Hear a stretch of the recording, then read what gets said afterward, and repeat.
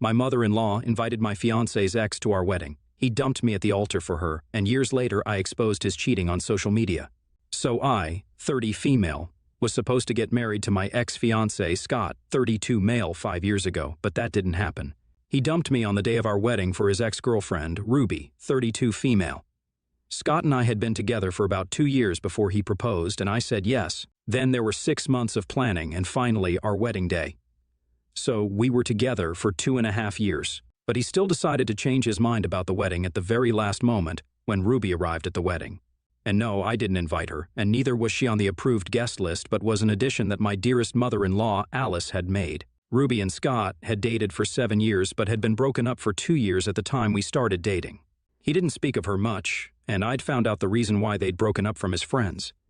They'd started dating when they were 18 and were in their senior year and had stayed together through college, even though Ruby went to college out of state. After she graduated and returned, they moved in together and lived in an apartment. After almost 7 years, Scott asked her to marry him, but unfortunately, Ruby wasn't ready yet and turned him down. They tried to make the relationship work after that, but it just didn't, and eventually they parted ways. Ruby even took a job in Canada to move out of the city. That was that. And they didn't keep in touch after their breakup either. I used to go to the same college as Scott, but I was his junior back then and didn't speak to him much. I met Scott again at a coworker's Christmas dinner and actually felt a connection there. So we ended up ditching the party after a while and went out by ourselves. We had a really nice time together and decided to stay in touch. We went out on a couple of dates, and within 3 months we were in a proper relationship. We dated for 2 years and then decided to get married. But it was all wasted when, after almost 3 years of their breakup, Ruby finally decided to show up on our supposed wedding day. I still remember everything clear as day. I'd walked down the aisle already, and we were up there on the podium when he confessed that, since we were in a chapel. He couldn't bring himself to lie and said that he needed to talk to me about something really important. So we stopped the ceremony and he took me aside to inform me that his mother had invited Ruby to the wedding and even pointed them out to me.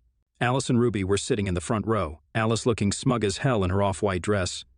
I mean, of course she'd worn something close to white to my wedding. And Ruby looking down at her feet. I wasn't surprised that Alice had invited Scott's ex to disrupt the wedding because she'd made it very clear, right from the beginning of our relationship, that she didn't like me one bit. It was definitely because I'm not the kind of daughter-in-law she wanted. I'm not soft-spoken. I'm not what you'd call sweet or timid, so I'm just not the idea of what an ideal daughter-in-law should be like, according to Alice. Not that these are bad traits, but I just didn't possess any of them. I was always too loud or too brash or too expressive for her taste. So, of course, she brought along someone she believed was a more appropriate fit for their family than I was. She went ahead and brought that better daughter-in-law to the wedding, so it would be easier to control and manipulate her son in the long run. Not only did she bring her along, but she also arranged a conversation between Ruby and Scott before I walked down the aisle, which is what he told me about later, using that conversation as a reason to dump me at the altar. He told me that he and Ruby had a chat before this, and she apologized for turning him down all those years ago, and explained that she just felt too young and inexperienced to actually make such a huge commitment. But now, after almost 3 years, she'd realized that she'd messed up because she knew she'd never find someone better than him, and had come back to ask for one last chance to make their relationship work. That was all it took to undo 2 years of our relationship, and he was back to square one once more. Obviously, back at the time, I tried to argue with him and make him stay, but he told me that it'd be a mistake for us to get married now that he realized that he'd never actually fallen out of love with Ruby. And I'd just been a placeholder for the woman that he actually loved. His words stung, but I was too desperate, and I tried to convince him to stay. Nevertheless, it didn't work, and I knew that it was all futile when he asked me to return the engagement ring. I lost my cool and ended up flinging it to the ground before I walked out and decided to drive myself away from the wedding, all the guests, and just everything to do with Scott. I kept driving until I reached a B&B a little out of town, and stayed there for the next couple of days. Scott paid off all the dues of the wedding organizers and vendors, and thankfully, I didn't have to spend any of my hard-earned money, except on my dress. The only time we met after that was when I went back home to collect my things after almost 2 weeks of the wedding. He and Ruby were at home at the time and didn't even bother to stop cuddling when I walked in with a friend of mine to pack my stuff up and leave. That's how awful they were. And at the end of the day, I was kind of glad that Scott decided to dump me before we even got married, because then we'd have to get divorced eventually, whenever Ruby decided that she wanted him back. So they actually saved me a lot of money and heartache. I've tried to move on, and I guess I've done a decent job of it, but I have crazy trust issues now. I had a nicotine addiction of years ago that came along with crippling depression. And I have to go to therapy twice a week now to be a normal, functional human being. My mental health has suffered a lot because of those three, but they've been doing just fine as far as I know. They got married a couple of months after I was dumped, and they even have 2 kids now, aged 2 and 4. They're expecting a third as well, from what I know. The reason I know all of this is because about 6 months ago, I befriended Ella, 28 female, the new receptionist at my company. We discovered that we had a lot in common at a work party and ended up becoming really good friends. One day at lunch, she told me that one of the guys she hooked up with a couple of years ago and still followed on social media was now having a 3rd kid with his wife. I thought it was just harmless gossip, but then she showed me the profile, and it was Scott. I was dumbfounded for a few moments. But Ella went on talking and explained that she'd matched with this guy on a dating app 2 years ago, and apparently, he told her that he was in an open marriage. So she'd agreed to go out with him, but now she wasn't so sure if he'd told her the truth anymore. So I clarified and informed her that, in all probability, he wasn't in an open marriage at all and had been cheating on his wife because she was pregnant since the timing lined up with Ruby's 2nd pregnancy. I explained my history with Scott to her, and together we went through his and Ruby's social media, which was easy since both of them have public accounts, and confirmed that they'd indeed been together when Ruby was heavily pregnant.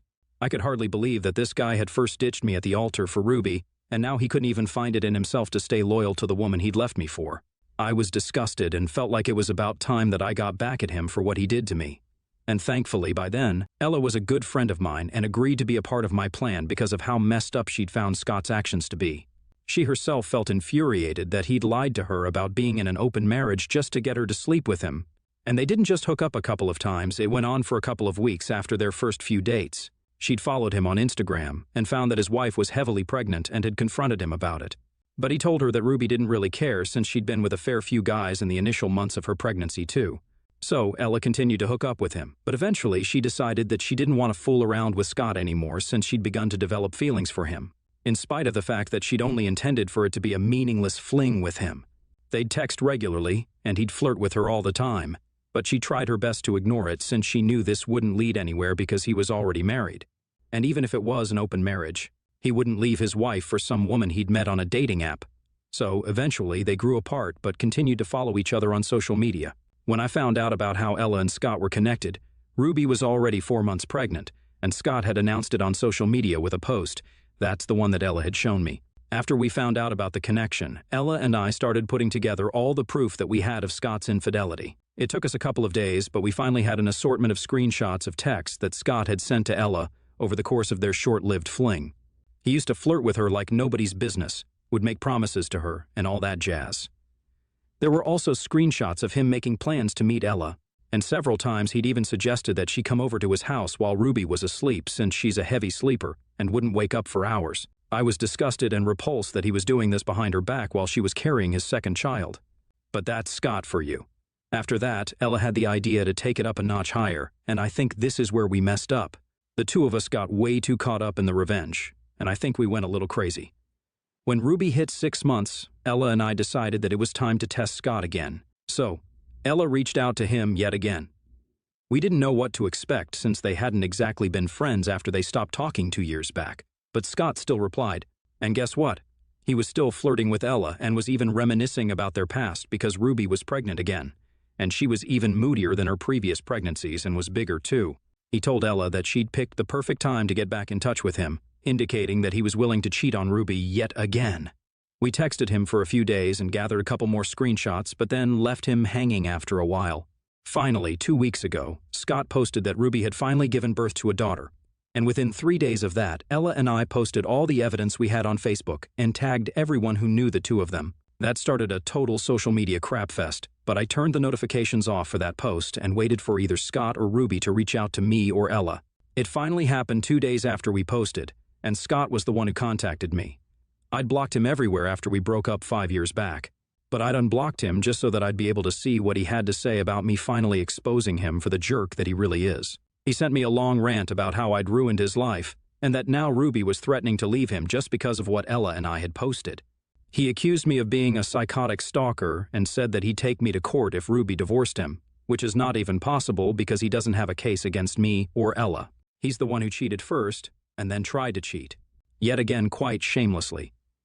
There were a lot of other things that he said, but it was mostly name-calling and accusing me of ruining his life, I was really satisfied with what I'd done because, from what I understood, he would soon be facing a divorce and quite possibly a custody battle as well.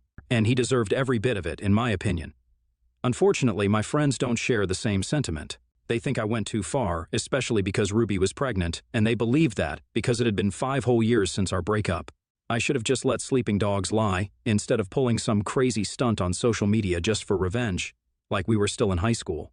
I don't think that's fair because Scott literally ruined any future relationship that I could have had with what he did. He ditched me at the altar for his ex-girlfriend after we dated for 2 years, and I don't think any of my friends understand how awful that felt. I spent years trying to move on, and I think I was totally normal for a while too, until I met Ella.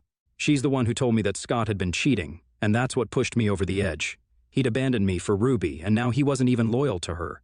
But, for whatever reason, my friends believed that I was the one who messed up here and thought that I owed them both an apology for trying to ruin their marriage after 5 years.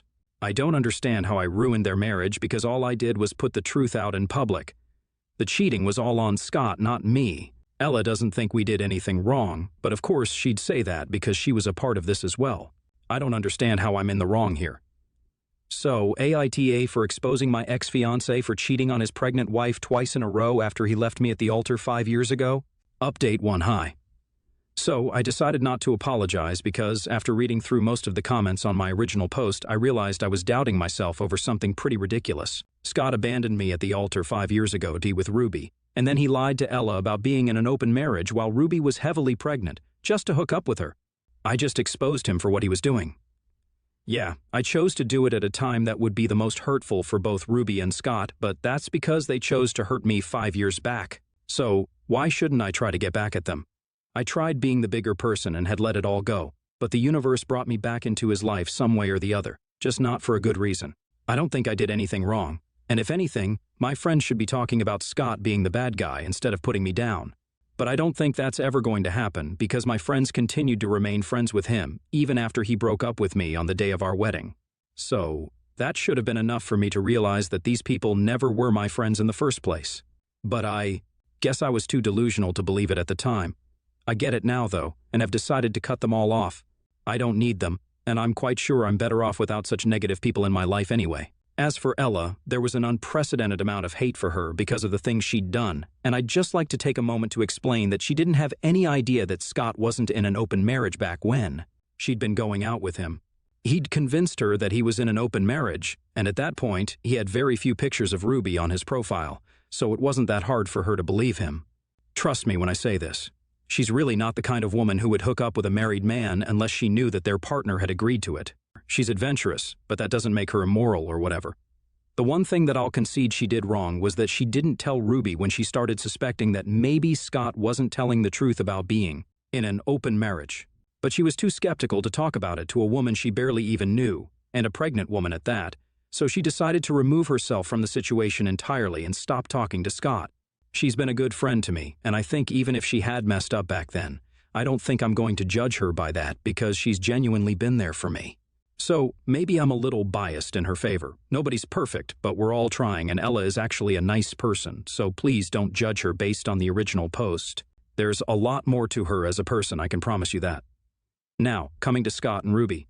From what I've heard, they're still fighting, and Ruby has actually been living with her parents for a few days. I still have 2 friends who are actually on my side, and they're keeping me in the loop since they have some friends in common with Ruby. It's been a week since my original post, and they still haven't managed to resolve the situation as far as I know. If Ruby has even an ounce of dignity left, she'll walk out of that marriage, just like I walked out of my wedding. But you never know. These are pretty messed up people that we're talking about here, so there's no telling what they might or might not do. But I know what I'm going to do now. I'm just going to sit back, relax, and enjoy the drama with popcorn. Update 2 super quick update. Okay, so you guys remember Alice, right? Alice, my almost mother-in-law, actually arranged the conversation between Scott and Ruby, which ended up destroying my relationship. Yeah, her. Today, Alice contacted me, and she was nice to me today, which made sense because she wanted me to help her out by deleting the post I'd made. She got a hold of my number from Scott and called me to ask me, in her most tearful voice, to delete the post and talk to Ruby so that she'd come back to him because she couldn't afford to lose her 3 grandchildren. Ruby's furious and has been, threatening to file for divorce and full custody of the kids with no visitation rights. And the only way to avoid that is if Scott agrees to transfer the ownership of the house to her. I don't understand why Scott isn't willing to do something so easy, and I'm not even going to try and understand why Ruby is still willing to stay no matter what conditions she puts forth. It's just crazy, but I'm not interested in being part of their craziness. So, I told Alice that while I'd love to help the people who ruined my life and mental health, I just don't think there's any point in deleting the post because everyone knows the truth now. And I'd never speak to Ruby, not even if I was offered $10,000, because that's the woman who had no shame meddling in a relationship, but is now mad that someone else did the same thing to her. She should have known better, and she should have known that if Scott could be shallow enough to dump me in a single day just because she was back, he wouldn't hesitate before dumping her for someone else either. Anyway, I told Alice that I wasn't going to lift even a finger to help them out, and they could figure this out on their own, which is what they left me to do after I got dumped on what was supposed to be the happiest day of my life. It was so incredibly satisfying to disconnect the call in the middle of her sentence and then block her to make sure she couldn't contact me anymore. I don't care what people say, honestly. A lot of folks here and even in the real world have said that I'm living in the past, but this feels like I'm finally getting closure, and I can actually start to move on from Scott, Ruby, and Alice. Update 3. Hey everyone, so it's been almost a month since I last posted an update. I've been busy with work because I just started working on a new project, and it's been kind of stressful, so I forgot about this post. If I'm being honest, there's not much to say, honestly, because after I told Alice that I wasn't taking that post down, they didn't contact me any further. What I do know, however, is that now Scott and Ruby are getting divorced and are fighting over who gets to keep the house in the settlement. They're also in a custody battle because apparently Ruby had demanded full custody of her kids with support and only supervised visits once a month. Ella and I have had a good laugh over this because the guy really has nobody else to blame at this point apart from himself. Obviously, he had every chance to wake up and become a decent guy after he left me and fully committed to Ruby, which shouldn't have been hard because they dated for 7 years already. I'm guessing he cheated on her then as well, so this is probably nothing new for him. Come to think of it, he must have been cheating on me too, but I never found out about it. This just proves that life always does come full circle because they're the ones suffering now, and I'm the one doing way better than I was in every aspect, mentally, physically, and definitely financially. I did what I had to do, and I got my closure. I'm going to wish them nothing but good luck for the future now because I think that they're going to need it.